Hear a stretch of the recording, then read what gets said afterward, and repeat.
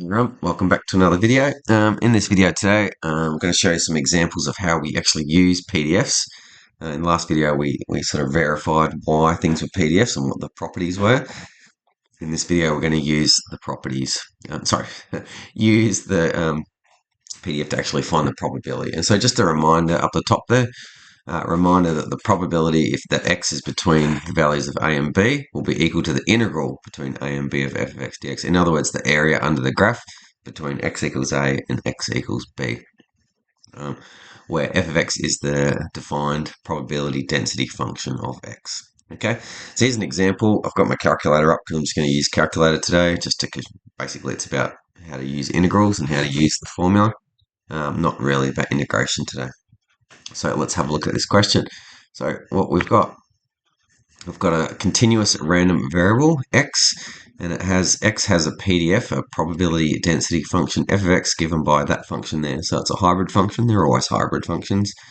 So it's equal to 3/8 x squared when x is between 0 and 2, and it's equal to 0 elsewhere. So there's my PDF.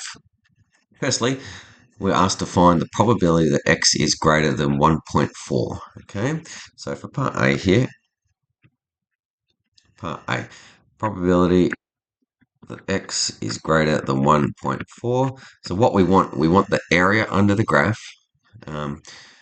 Just to give you a quick, so 3/8 x squared is going to be something like this. It's going to be, it's quadratic, so it comes up. It's going to come up like that between that 0 and 2, and that's going to be 0 elsewhere, right? So that's what the function is going to look like.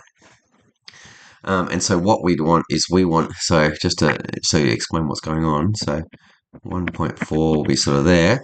And so what we want to be able to find the probability that x is greater than 1.4 will be that area under the graph there. Okay, so that area under the curve between 1.4 and 2. And so that will be equal to the integral between 1.4 and up to 2. Can't go any higher than 2 because after that the area under it is just equal to 0, so nothing happens under there, of f of x, and f of x in this case is 3/8 x squared dx. And that's what I'm going to do. So just again, like I said before, I'm just going to use a calculator. So get an integral up. We're going to do it between 1.4 and 2. And my function is 3/8.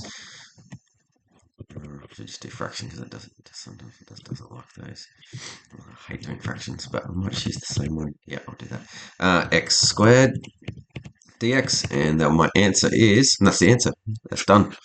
Nice and easy. Equals 0.657.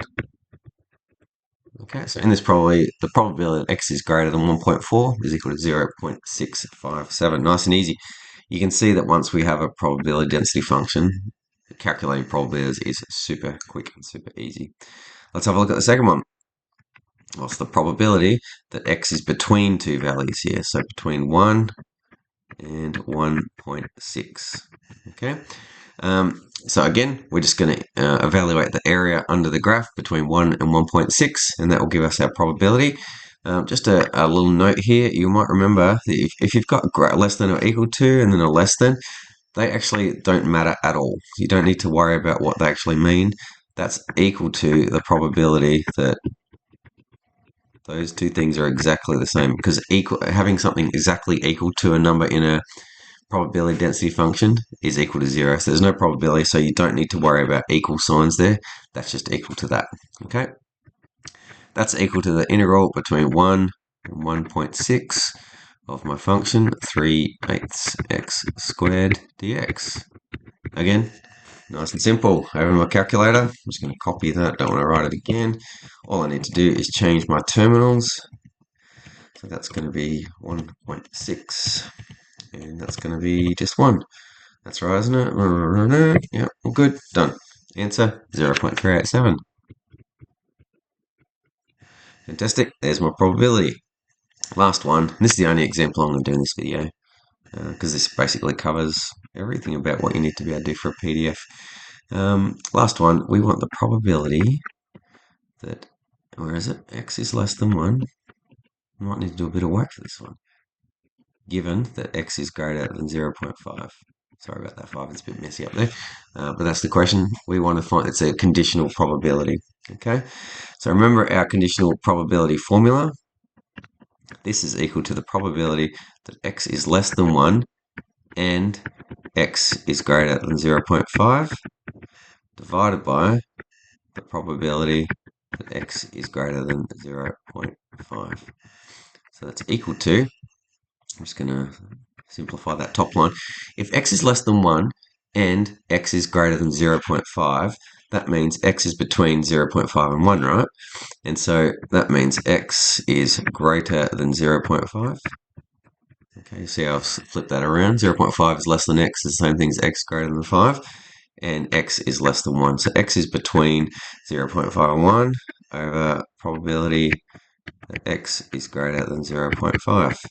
So I'm getting a bit messy in here. Not sure why. So I'm just going to do top and bottom. So on the top line, it's going to be integral 0.5 to 1 of 3/8 x squared dx. Yes, we've got an integral inside a fraction. Yep, I'll just check that. Yep, because I'm sort of evaluating it between 0.5 and 1. I've got my bracket. And the second one is the integral between, is greater than 0.5, so it goes from 0.5 all the way up to, it's where it's defined, and it's defined all the way up to 2. So we go up to 2. We don't need to go any further than 2 because it's past there, it's just equal to 0. There's no function there. So 3/8 x squared dx. All right, I'm just going to put that straight into the calculator as that. I could do one at a time. Why do it when the calculator can figure it all out together? Oops, what's it done? Why did it do that? Let's try that again. Not sure why I went to answer then. Menu, integral, calculus, integral. What do I want? 0.5 to 1. 1 of 3/8. Again, do a fraction because I'll get confused. 3/8 x squared dx. Should I do a copy and paste? Sure, why not? I can do it because I'm on a computer. It's not as easy on the calculator. You can do it, but it's not as easy on your calculator and by hand. So 0.5 to 1 on the top line, 0.5 to 2 on the bottom line. And that's equal to, that's 1/9, really, 0.111 if that is recurring forever. Look, for today, I'll just put it as 1/9. Sorry, as 0.111, but I'm pretty sure that's equal to 1/9. So 0.11, I'll just say recurring, like that.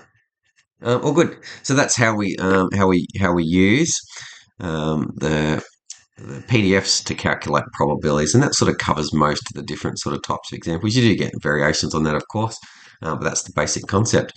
Hope that makes sense, and I'll see you in the next video.